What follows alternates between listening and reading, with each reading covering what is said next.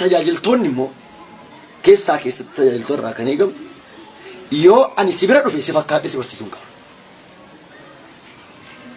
Yoon isaa kibbaa bira dhaqi kibba sana fakkaadhe barsiisuu qaba.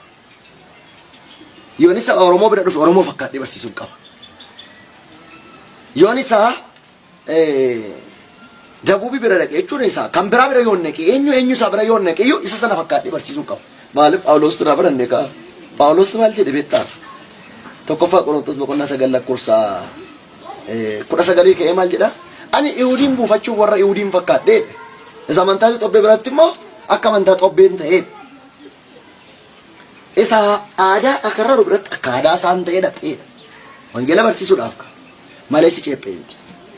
Malee achi si gaffa'ee miti. Si fakkaadhe dhufuu qaba si barsiisuudhaaf. Yohaanis hin jibbate. Ati naan nageessu waan mallattoo keenyummaa keenya jibbaasitti dhufa waan ta'e naan nageessu.